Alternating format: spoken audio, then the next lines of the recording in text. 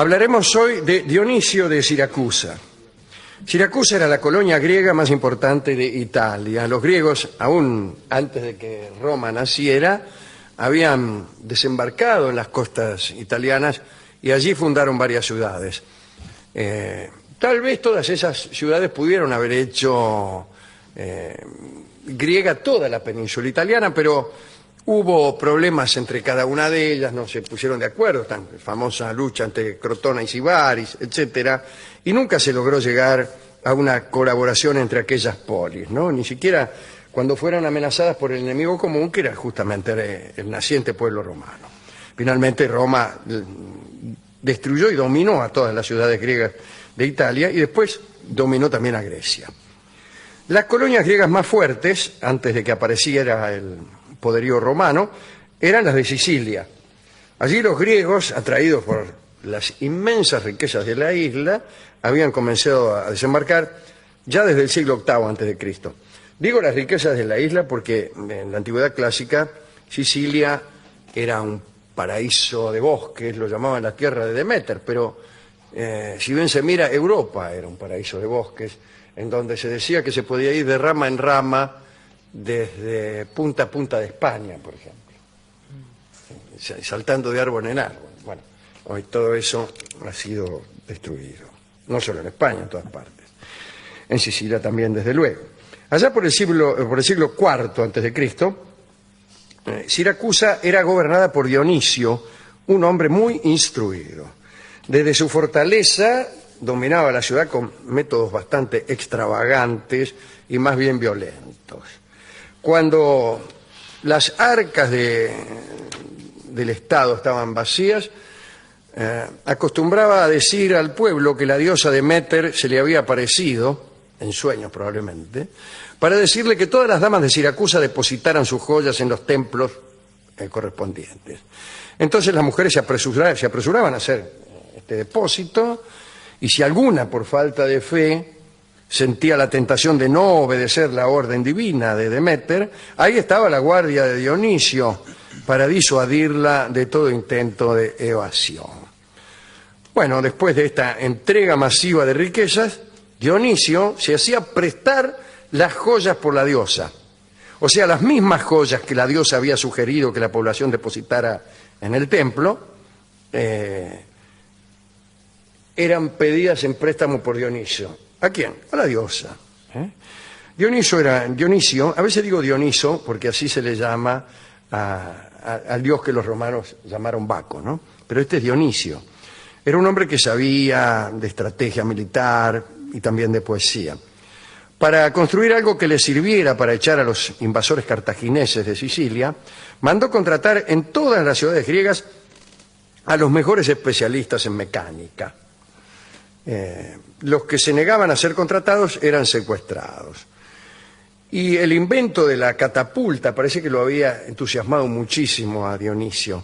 Él llegó a creer que con aquella arma extraordinaria nadie podría oponérsele. Y en verdad lo que pasó es que construyó muchas catapultas, pero nunca pudo expulsar a los cartagineses. Ellos insistieron en quedarse con la parte occidental de la isla de Sicilia y no se fueron. La catapulta siguió usándose, pero no sirvió para nada. Este Dionisio, conocido en la historia como el Viejo, no por ser viejo, aunque quizá lo haya sido en su momento, sino para distinguirlo de otro Dionisio que se conoce creativamente con el nombre de El Joven, y que era el hijo. Tenía un aspecto simpático en su vida, Dionisio, y es que era poeta, aunque no muy bueno. Algunos directamente odiaban sus escritos. En una oportunidad, Dionisio había condenado a trabajos forzados en unas minas, ¿no? Mandaba a las minas, al poeta Filoxeno de Citerea. ¿Por qué? Bueno, porque se había burlado de los versos de Dionisio. Filoxeno era escritor, escribía ditirambos, ¿no? El Cíclope, Galatea, son ditirambos muy conocidos, son composiciones de elogios, ¿no? De elogios exagerados incluso. Bueno, Filoxeno, que era famoso por sus ditirambos, además de haberse burlado de Dionisio, no había compuesto ninguna obra de elogio de estas que él componía en honor al tirano. Entonces el tirano lo condenó a trabajos forzados en las minas. Pero un día se arrepintió.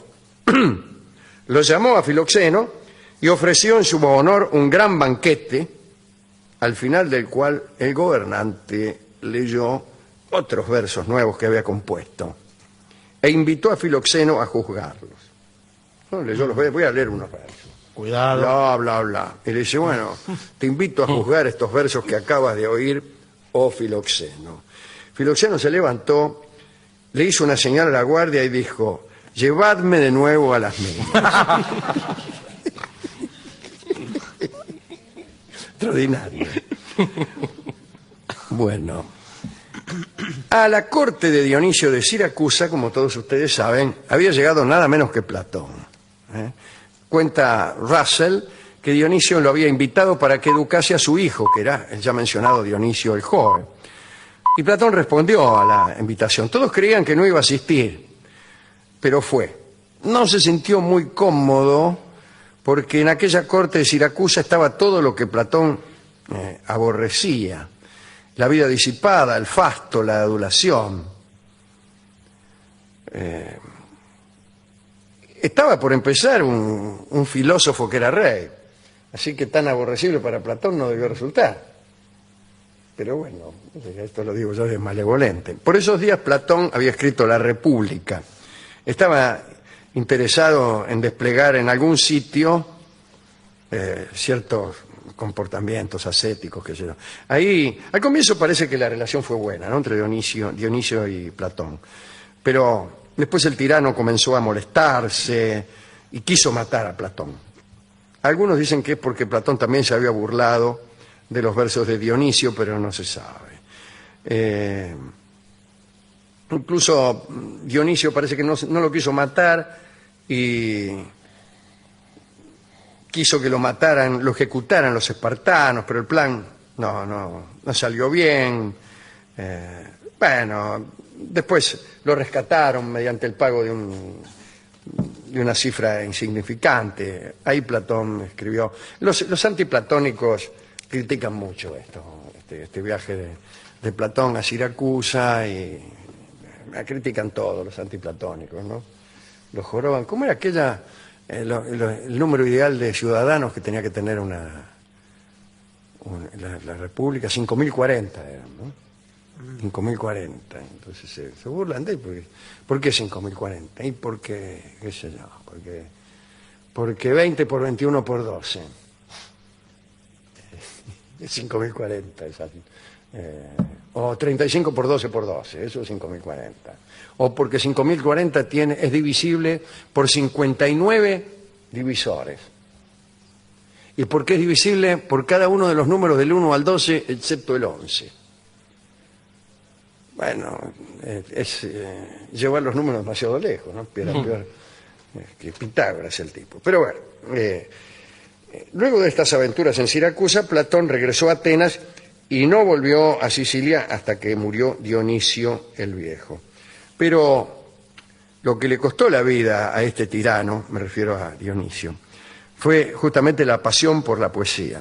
Dice el cronista que Dionisio había perdido el tacto para lo adecuado y lo ridículo, y que en sus últimos años escribía pésimas tragedias por docenas.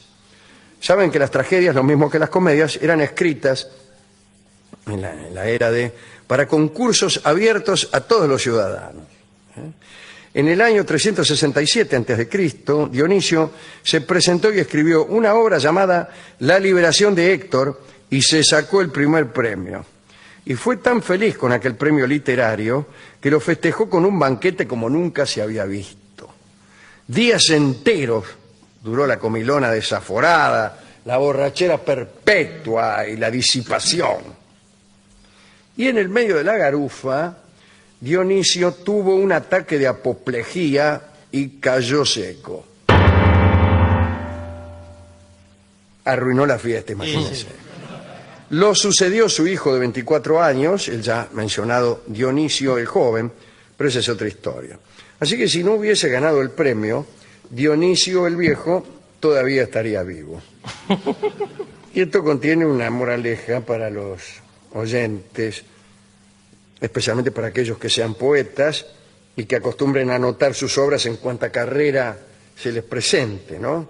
La moraleja podría ser, si ganaras el premio, festejarás con moderación. O te morís.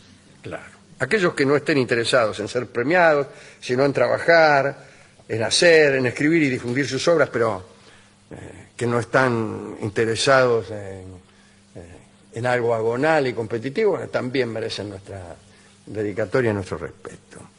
Y hemos buscado una canción para esta charla, hemos ido a la discoteca y nos han...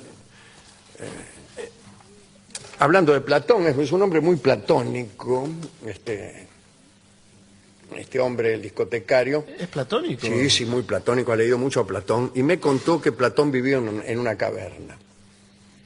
Así me dijo él. Él creyó que el mito de la caverna era que Platón vivía en una caverna y pienso que es mucho más interesante un filósofo que viva en una caverna que el mito de la caverna.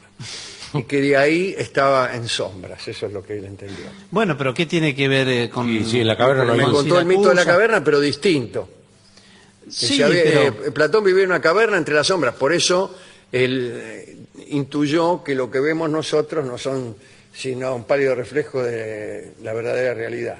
Y todo Digo, eso... ¿cómo lo intuyó viviendo en el fondo de una caverna? No sé, dice el tipo, se puso mal. Y claro, A usted mí me lo corrió. contaron así. Claro. Yo dije, no, pero era que estaban mirando para el fondo de la pared. No sé, señor, me dijo. Y me dio un disco que se llama En la sombra. Era todo para ese disco, Sí, lo que tenía. En la Bueno, me he puesto a llorar. no se De se golpe. emocione, porque- Discúlpeme, pero a mí cuando llueve me da la tristeza. En las sombras es un bello tango que va a tocar Sebastián Yunta en solo de piano. Adelante.